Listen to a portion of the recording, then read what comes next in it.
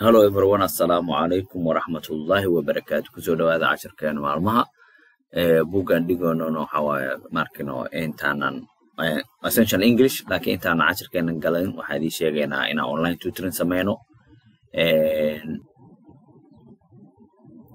so marka waxaan rabnaa inaan idin sheegno online tutoring sameeynaa waxaan ku sameeynaa via Zoom qofkii xiiseynaya wuxuu nagala soo xiriiri karaa Zoom meeting ID gaynana waxa waaye 473-079-3330 passcode kana waxa waaye CK1UN5 qofkii xiiseenayo meesha soo nagala soo xiriiri karaa hadii la yiraahdo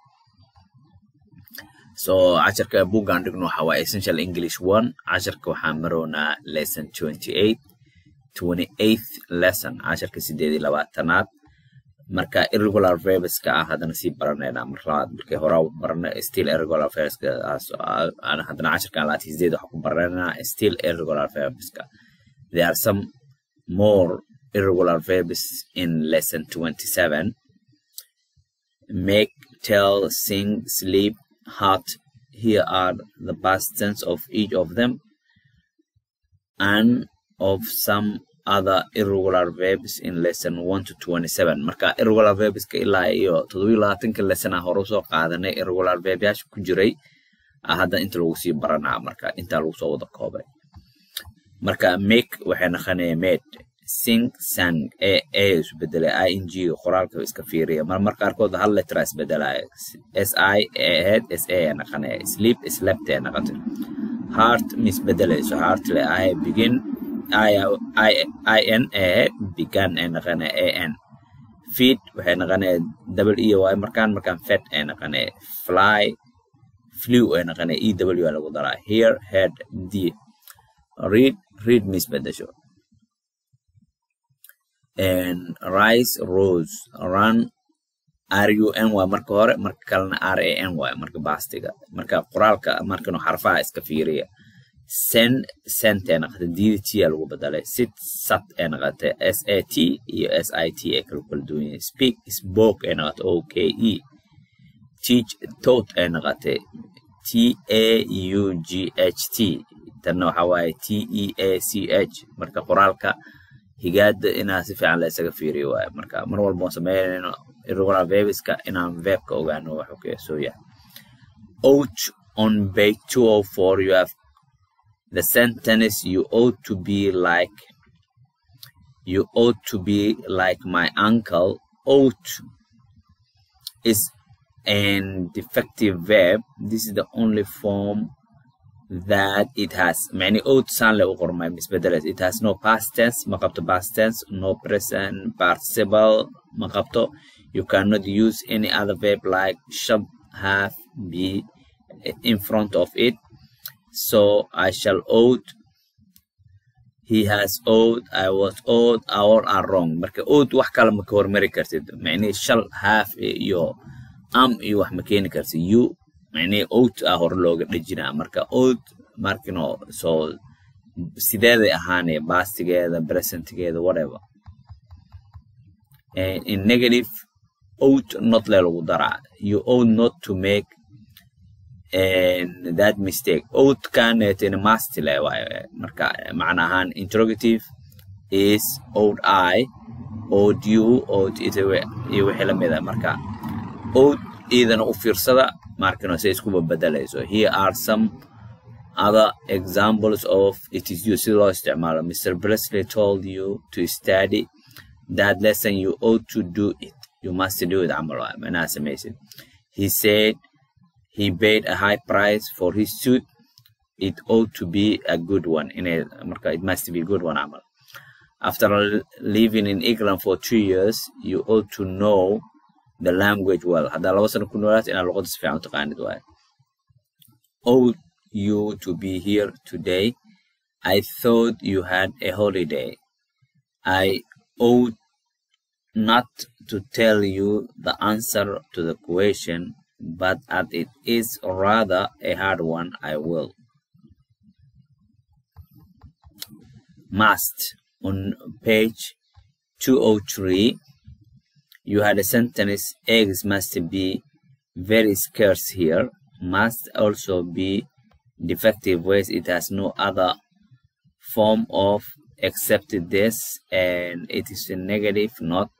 He gives me families, gives, given, give, given, given, walk, sida oo la isku bedelaa kad misbedelayso can could naqane out sideeda kala u taagan tahay must sidoo kale waaye wax misbedelayso must I, must he. No English verbs has more than 5 verbs. And essential English book magaciisa waaye. It has 2 meaning, laba macne leedahay. The sentence above has 1 meaning. Here are some other examples of the other. You must give us your ideas. You must not smoke here. You must keep your book clean. You must take cold baths. Go out in the fresh air and wear light clothes. casharada waxaan ku soo aragnay waa pages lagu arko dhan lagu sheego.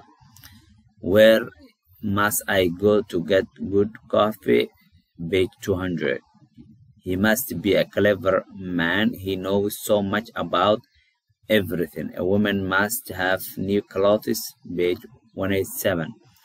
You must come and see us some evening. Must you go slowly so early? It is only 9 o'clock. So matter, note the use of the idiom. It doesn't matter on page 201 and 203 lagu arkay. If you cannot tell the difference, what does it matter which it is? Yeah. Markano haddaad kala saari karin maxay macne ku sameynay. Soup does not matter to me if I get some good beef and potatoes. Other examples, tusaalooyinka kale. Oh no, it doesn't matter at all. Don't worry about little things like that. They don't matter. There is another common idiom with matter. What is the matter? Tom said, what is the matter? For other examples, what is the matter with this coffee? It tastes like tea. What is the matter with you? You look ill. Lesson 28 will socdo. Test can be used as a noun and verb. magac ama ficil loo isticmaali karo. The tea has a nice taste. dhadhan fiican oo leeyahay. I like the taste of this cigarette. dhadhanka. I can tell the difference by the taste. dhadhankan ku sheegi karaa.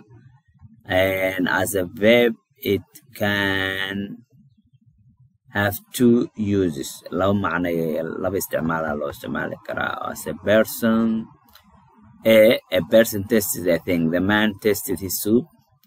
Taste your coffee and tell me if it is good. A thing has a certain taste. It seems to be something that perhaps you didn't expect it to be. The soup tasted like water. The coffee tastes like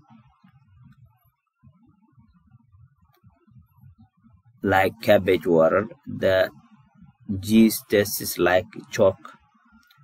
This soup tastes good. Like. Note uses of like. The tea tastes like coffee. After a lunch like that, I can sleep all afternoon. John is very like his father. What does Mr. Brisley look like? Oh, he is tall, handsome, and rather thin. Hub thinks that swimming and football are too much alike. Hard work. As a verb, I like bacon and eggs and breakfast. For breakfast, I don't like this coffee. You can say what you like. And bookend magaciisa essential English pronunciation drill. A number of the words you have learned in this book contain the sound you with the sound before it. Here are some words for practice in these sounds. You, new, view, newspaper, suits, use, new, beauty, music. Tuesday, future, student, use for Europe. beautiful, regular, continuous, superlative, particular, January, university, singular. So hadda waxaa soo gaarnay exercise-ka marka. Exercise-ka ardada laga rabaa. Complete the following table-ka in la buuxiyo waaye. So affirmative, past tense, past interrogative, and past negative. So ereyada la iska rabo in lagu buuxiyo saddexda meel bannaan waa kuwana. Make, tell, sing, sleep, heart, begin, feed, fly, hear, read, rise, run, send, sit, speak, teach. Meelahaas bannaan ku buuxiya. Su-aasha labaad waxaa dhahay make the following sentence interrogative negative. Su-aal iyo diidma ka dhigay. Have sang a song ilaa inta ardada laga rabaa marka. So ilaa iyo 15 waaye ka shaqeeya. Number 3 waxay dhaheen make 3 sentences of the word must in them and 3 without. Marka must sentence 3 jumla qora, outna 3 jumla qora.